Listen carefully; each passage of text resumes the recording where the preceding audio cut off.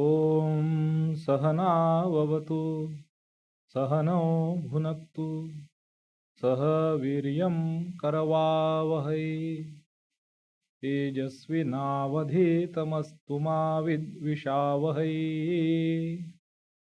ॐ शान्ति शान्ति शान्तिः। हरिः ॐ। पार्थाय प्रतिबोधितां भगवता नारायणेन स्वयं व्यासेन ग्रथितां पुराणमुनिना मध्ये महाभारतम् अद्वैतामृतवर्षिणीं भगवतीम् अष्टादशाध्यायिनीम् अम्ब त्वाम् अनुसन्दधामि। भगवद्गीते भवद्वेषिणीम्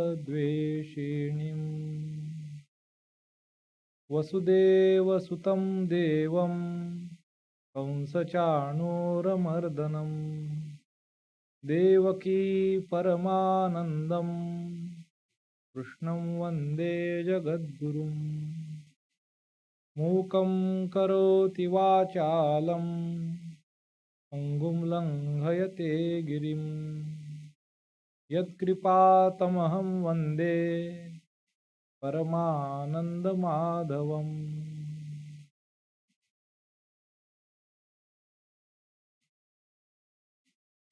My namaskars to you all who are attending this class on Srimad Bhagavad Gita. We are discussing the verses of the 7th chapter, Saptamodhyayah. Its name is Jnana Vijnana Yoga. The yoga or the path of union with the ultimate, with the highest, that is yoga, through Jnana and Vijnana, through the knowledge and the wisdom. Some special knowledge with Jnana, special knowledge, Vishesha Jnana, that is Vijnana. So, we saw that the earlier chapter, 6th chapter, concluded with Bhagwan Sri Krishna's behest.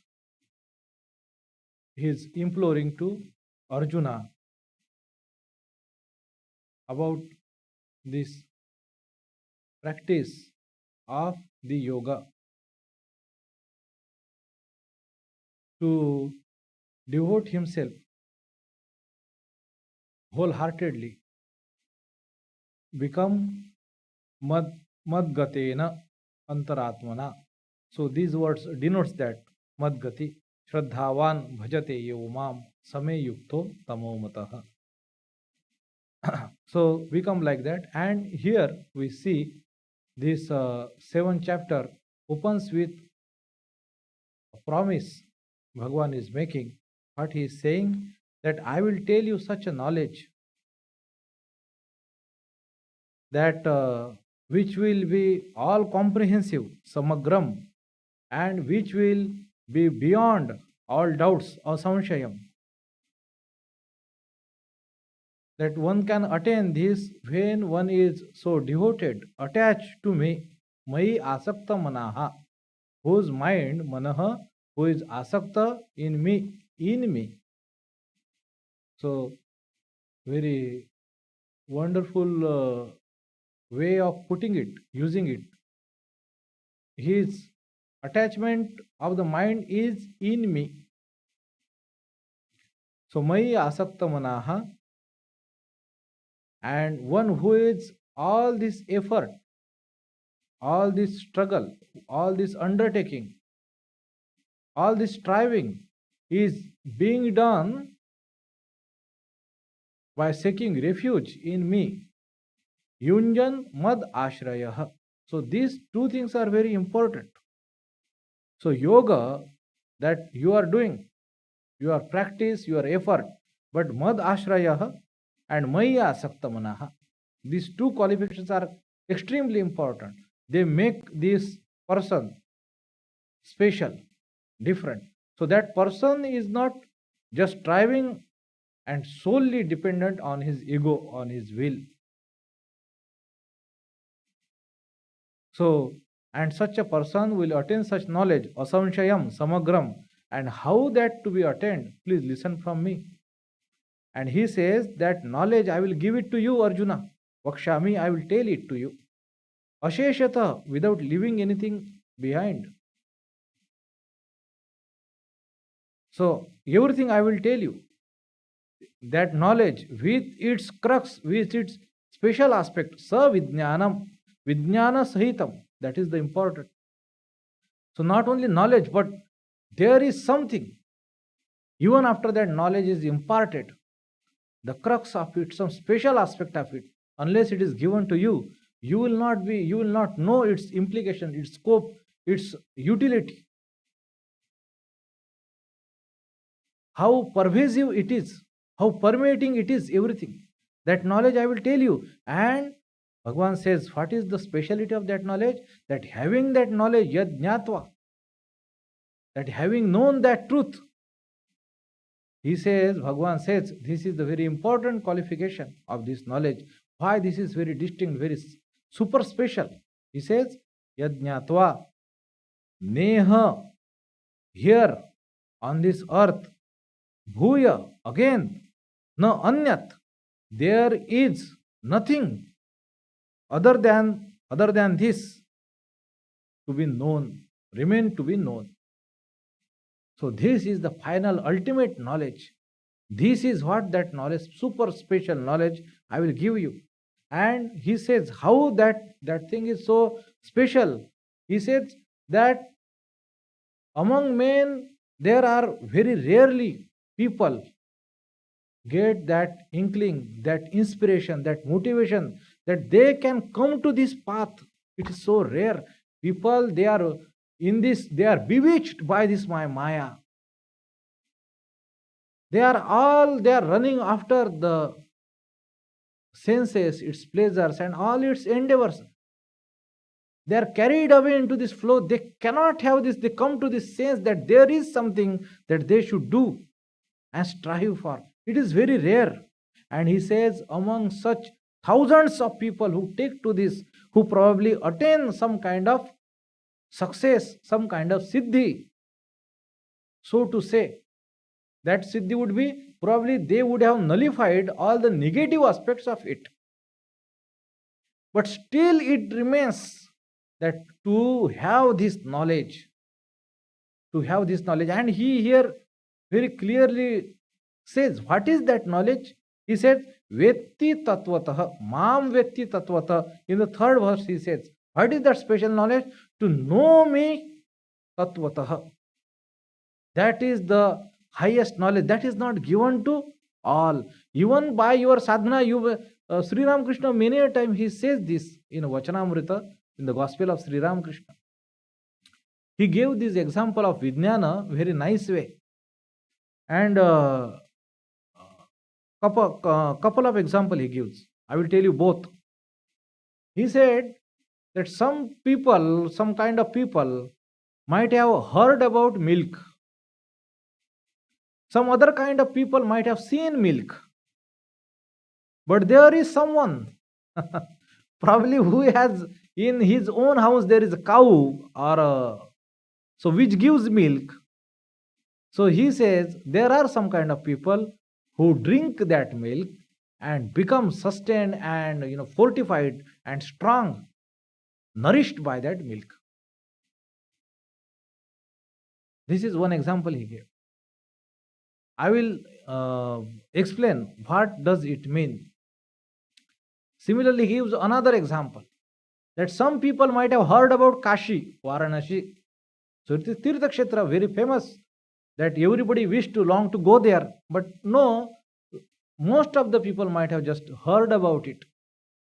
Some people might have seen it, have got an opportunity to visit Varanasi and few places. So some people might have seen Varanasi.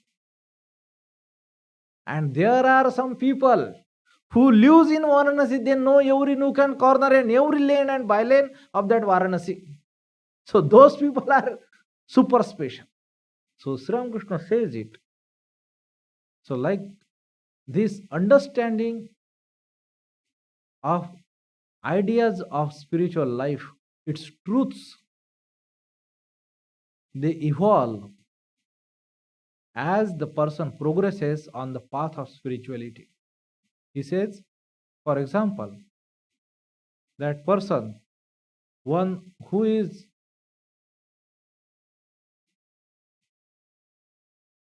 not so faithful, who has not taken to, or who is just faithful but not taken to rigorous sadhana, that person is different. So just faithful, a devotee, a good hearted person, but still not very serious. So he will understand scriptures, meaning of scriptures, and truths and concepts, ideas about it in some way. But the person who has taken up sadhana very seriously, committed himself, given himself all in all, that sadhaka, he sees now truth, this idea, and through the experience of his struggle, through his failures, through his successes, through his heart open up to this truth, through inner chambers of his heart, open up to higher dimensions. Now he sees things differently. He understands it differently. The ideas of spiritual life now are different. Not as casual as earlier when he was just a devotee, just a faithful. But this is the second thing. This is like seeing the milk. But now, when the person realizes God, he attains that illumination. Rather, that would be like seeing the milk. This is jnana. Seeing the milk is jnana. Having realization of God is jnana. And what is vijnana? Vijnana is getting nourished by that knowledge, living on that plane, living in that consciousness, and maturity of that knowledge, that is vijnana. That is like living in Kashi, living in that divine consciousness, living with God. So this is, and that's what he says, that Kaschin Mam Vetti Tattva, this is that super special knowledge. If somebody have this knowledge, then according to Bhagavan, he says there is nothing further remains to be known. There is nothing further remains to be known. And before giving that knowledge, that what is the meaning of knowing me tatvatah, knowing me in principle, in its most fundamental principle, understanding me fundamentally in that in the form of that principle and its pervasiveness in its all full glory and scope, knowing me tatvatah. So what is the meaning of that? What is to be understood now? For Arjuna, it is just mere word. What is the meaning of that? How it is to be translated for Arjuna? Now, before going to that, Bhagwan feels it necessary to tell him two things. He whole world he divides into two things, and that's what he says. This is the first part he tells in the fourth verse. What he is saying? He says, Bhumi rapo nalo vayu kham mano buddhi revacha.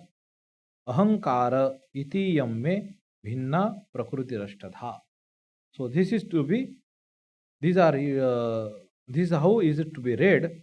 If it is to be chanted, so in Anushtup Chanda, we will chant it like this. You can chant it along with me, so that when, so you can get this verse correctly.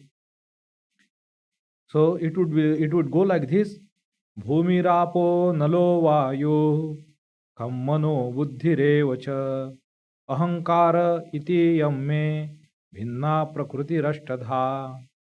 Again, Bhumirapo nalo vayu kammano buddhirev cha ahankara iti yamme bhinna prakriti rashtadha. So this is the verse. So what he is saying here? So he is saying Bhumi, that is earth, Apaha, that is water, and Analaha, that is Agni, Vayu, that is air, Kham, that is Akasha. These are the five elements of which everything is formed, including gross and subtle. Here considering this as gross, because subtle, Bhagwan again he is explaining. Subtle are mana, buddhi, evacha. Man and buddhi. So we have to also understand chitta and ahankar. So buddhi, evacha, ahankara. He says, uses this word ahankara also. So chitta is also to be understood. So mana, buddhi, ahankar and chitta, this is subtle. And these five elements of which whole this sentient and insentient world, all beings which are made up of. So things of this world and beings of this world, all including. So this is me, means mine. What? Bhinna. This is varifold, manifold, prakruti, ashtadha. So he says that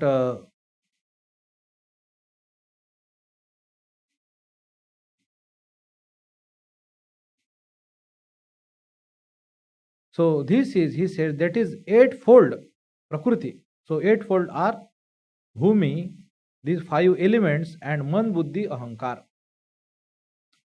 So sometimes in some schools, Chitta is called as the stuff of which these manifold functions as Mana, Buddhi, and Ahankar are the functions. So Chitta is the stuff. Sometimes that's why it is called as mind stuff. So in this way, so these five elements and Mana, Buddhi, Ahankar, this eightfold, this is this Prakriti. This is my Prakriti. He says in the first part, in this fourth verse, that earth, water, fire, and air, and Akasha, ether. So these five elements, and then Mana, Buddhi, that is Mana is mind stuff, then intellect and ego. So Ahankara. So these are iti, means this is ayam me bhinna prakriti ashtadha. Ayam means this. Iti means in this way. These all five. These five are ayam. This is my bhinna, varifold, manifold.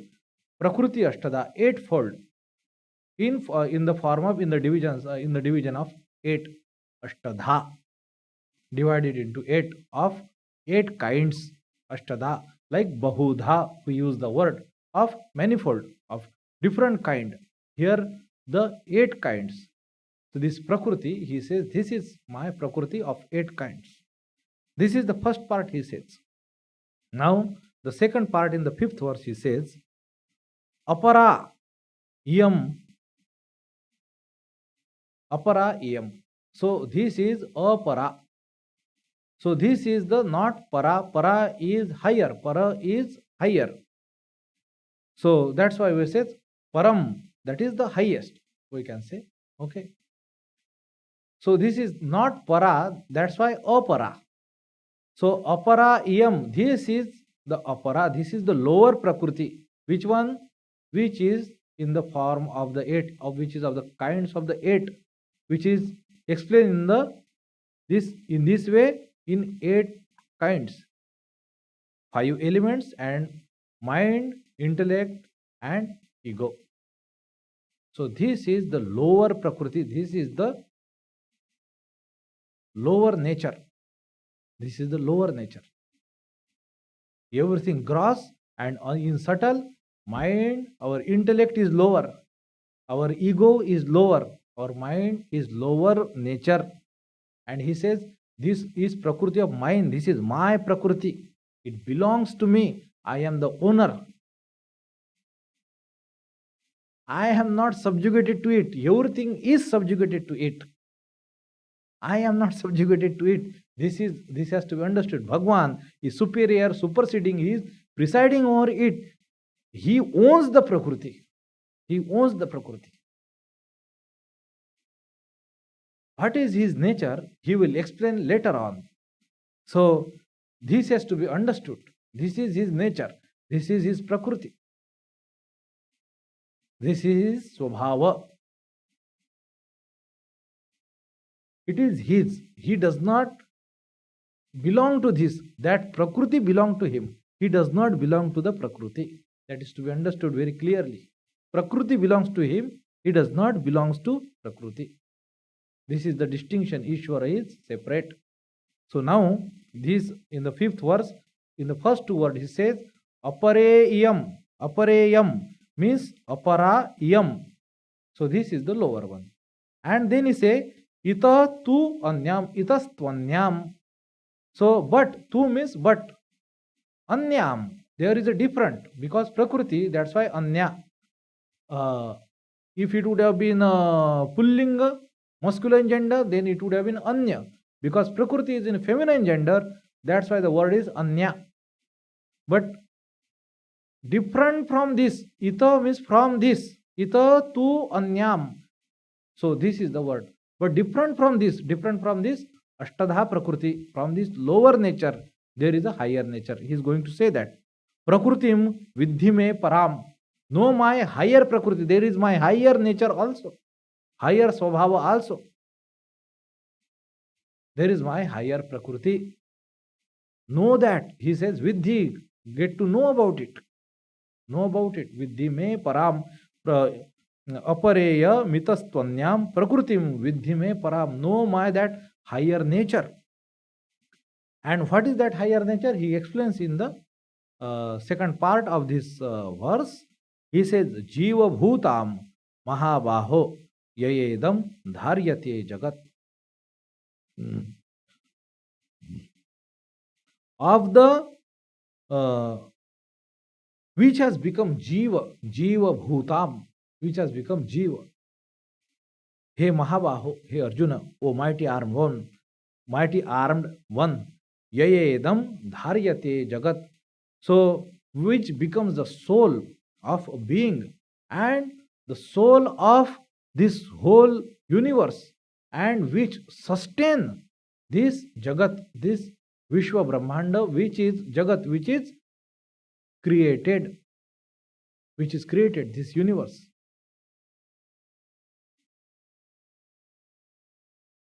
Which is born, ja, which is ga, which is gatiman, which is subject to change.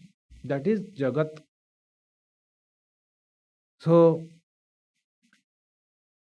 this prakriti, so there is this insentient part, which is the lower nature of these 5 elements, and including man, buddhi and ahankar. This is insentient part. They are called as insentient. Your man is not considered as sentient, your buddhi is not considered sentient, your chitta is not considered sentient. So to say, sentient in the sense self-conscious. They are not self-conscious. They are only conscious by the light of one pure consciousness. And with the light of it, it is reflected. That's why they appear to be conscious. like we see this in a fourth, fifth standard, we read this in our physics or geography, that moon is a planet, is not a star. So that's why it cannot emit, it cannot have its own source of emitting light. So why do we see that resplendent moon? It is the light which it is reflecting, received from the sun. So sun, moon is receiving some light from the sun, which it is reflecting back to earth. That light we see, that's why we see that resplendent moon. So that is about these five elements and everything made up of that five elements. And wherever this, that is the gross one, but wherever these subtle elements are subtle, this nature, the subtle elements of nature, that is man, buddhi and ahankar, wherever they are there, they have higher capacity of throwing back this light. Their reflection, they are more clearer, like different surfaces, they will be able to reflect more or less light according to their nature. So stone to stone, they will reflect different kind of light. There would be some kind of stone or minerals, rocks, they would shine like a diamond, isn't it? So depending upon the content of that, if it contains silica, or it contains, suppose this asbestos, or suppose there is what we say mica, so they shine like silver. Okay. So some calciferous rocks also, they shine like one of the calciferous rock is also marble. So we can we can understand that the different elements, though they are made up of different combination of these elements only. So all these five elements, like this earth, water, fire, akasha and air, but their properties, they would be different. So similarly, when we go into the subtle matter, so from gross we goes to subtle matter, which is subtle matter like man, buddhi and ahankar, they have the higher capacity of reflecting that consciousness. That's why we find them more vibrant. That's why we are more alive than a chair or a table. But just it is the difference of the degree, not of the kind. To quote the Swamiji's word, it is the difference between me and in an inert object is just of the difference of the degree, not of the kind. We are essentially one, the same consciousness, reflecting at various degrees. There is an ordinary crude man, and there is a Mahatma like Buddha, a resplendent soul like Sri Ramakrishna, where the divinity is manifest in its full glory, that you come to think of that they are not human, they are like more than a human being, they are like gods. So this is the difference between the person to person, so matter to matter. So in Vedanta, so man, buddhi and ahankar, it is not considered as conscious, they are called as uh, uh, matter only, they are not called as chaitanya, they are considered as jada only, not chaitanya. So they are, so this is all lower prakriti and higher prakriti, which is in the form of jiva and which sustains this world. What does it mean? We will look in the next class. So we have to, acha, our class is up to 6 o'clock. 6 baje tak hai na class? Acha, sorry. Okay. So I thought our time is up or what?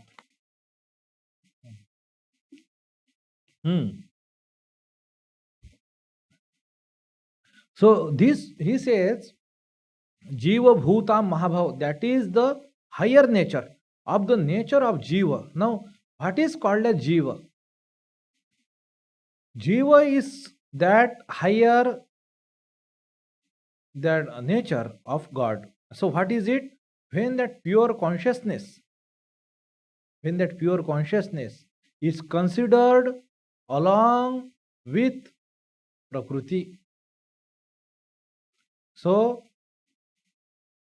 this body which is made up of Panchabhuta. Then there is a Man. I say this is my body, right? I say this is my mind. So I am suffering, not necessarily other person is suffering mentally or physically or enjoying whatever experience I am having. My mind, my buddhi and my ahankar. So this me, so I say this body is not me, this mind is not me, this buddhi is not me, this ahankar is also not me. So what remains? Remains the consciousness. But consciousness associated with sanyukta, with these upadhis of body and mind complex. Mind complex means this chitta buddhi mana ahankar. This is called as mind complex. And this body and mind complex, body and mind and forming a complex along with this consciousness. Without this consciousness, only this matter will not. So there is a light, suppose, but unless there is electricity, it will not shine through.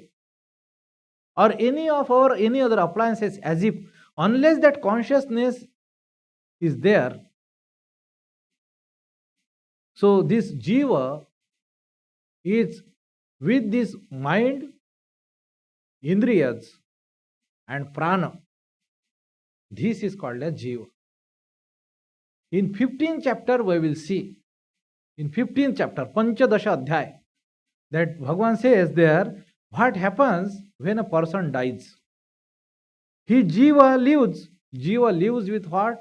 Along with his prana, this mana, buddhi, chitta, ahankar and indriyas. He lives that. So this body hardware, though it is everything is there, software is not there. So it does not function.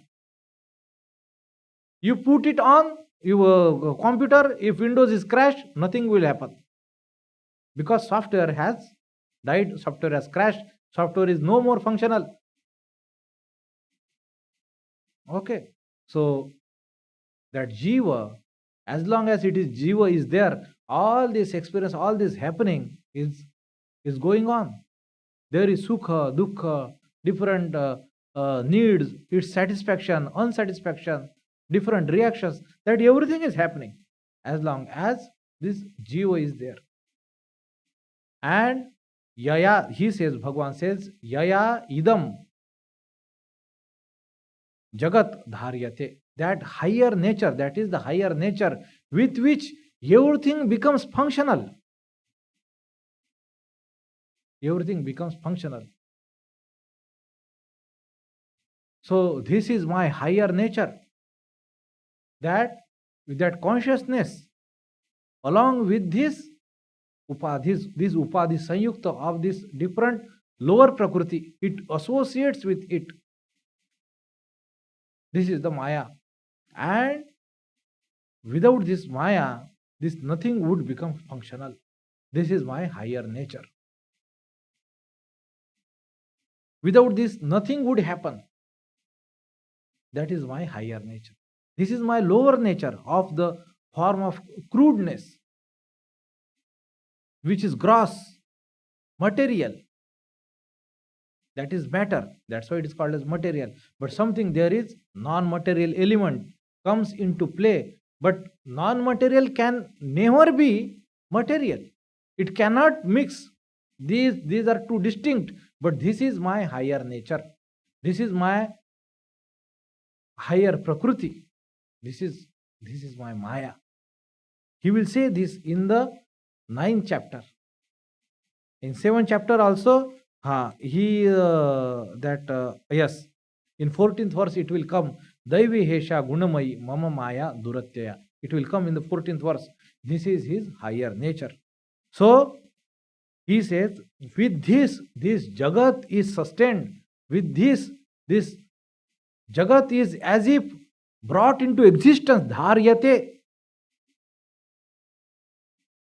That without that, this would not happen.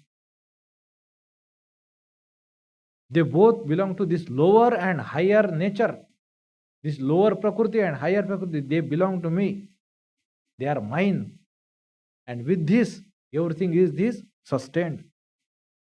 And he says, Etad yonini bhutani. So Yetad yoni means that from which everything proceeds forth, comes forth. Like from a gold mine, gold is taken out. Like for that, there would be different mines, and from different mines, different those metals are unearthed. So from which whatever comes out, proceeds, gives birth to, that is called as yoni. So this is that all beings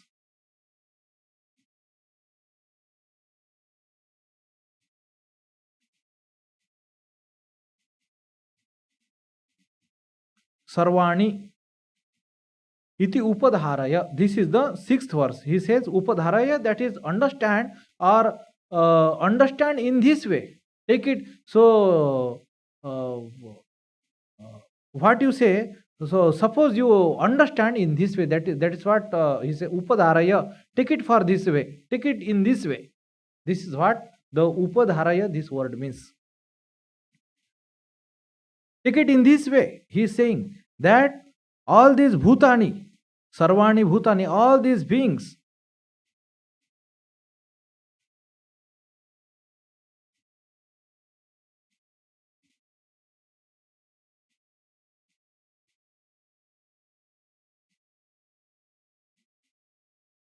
and he says that they are as if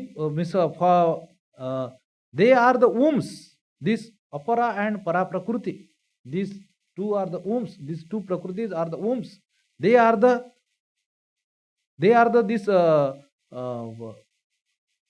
here my confusion is because this word is yonini, it is in plurals, like phalam, phale, phalani.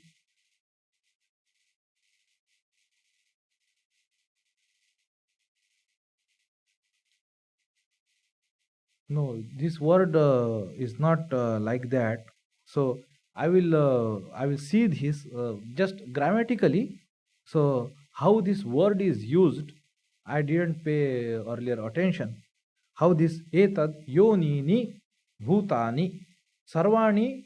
So clearly it means this much meaning is clear, that they are the birth giving to all bhutanis, all beings, sarvani. You understand in this way. And he says, then in the second part, aham krutnasya.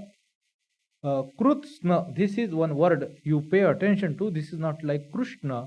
There is a kri, and then hapta, and then hapsa, and then na. Krutsna. This means all, everything. This word krusna means everything. Aham krusnasya jagatah. So all jagatah, again this word, acha, this is in Shashti, is of this whole, all creation, of this whole world, I am the prabhavah, I am the origin. Aham krusnasya jagatah prabhavah pralayastatha. So of all this world, I am the beginner, prabhava. From me they are born, prabhava. Their srishti, it happens. They come into existence from me. Aham krusnasya jagatah. At one time he says, these prakriti, they belong to me, and from this everything is begetted. Whole world is begetted. Understand in this way, Arjuna. Iti upadharaya sarvani bhutani etad yonini sarvani bhutani upadharaya.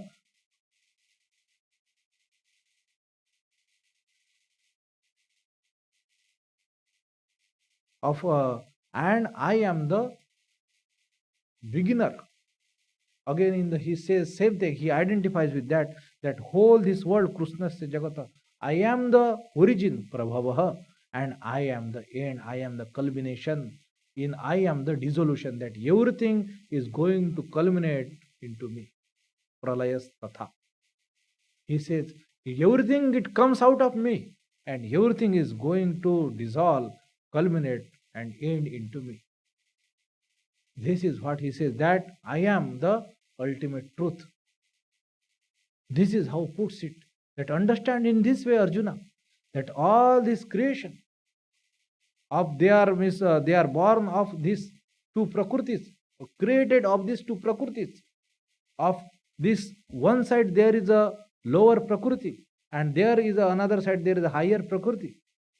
And with this, that everything is created, I am the origin of that whole world, and I am the culmination of everything which is created. So this is what Bhagavan says. This is the 6th verse of this Srimad Bhagavad Gita. This idea is very grand, and it has to be reflected upon and think upon. This is very nice to meditate upon this idea. So we will see further what Bhagavan says in this context, and some very wonderful verses which are contemplating, which are extrapolating this idea, we will see in this chapter. हाँ, एकादशी है। अच्छा, next Sunday फिर एकादशी है, तो एकादशी के दिन class नहीं होगा, क्योंकि शाम को रामनाम रहेगा इस समय, तो इस समय क्लास नहीं हो पाएगा। तो अगले संडे अपना क्लास होगा फिर से, ठीक है। So next Sunday this class couldn't be held, cannot be held, so because of Ekadashi, and at the same time there would be Ramnam Sankirtan going on in the temple. So our class would be held, resume again from the next Sunday onwards. So today is the 13th, so next would be 20th. So on the 27th, our class would be there. Thank you. Namaskar. Om Shanti Shanti Shanti. Harihi Om Tat Sat. Shri Ramakrishna Arpanamastu.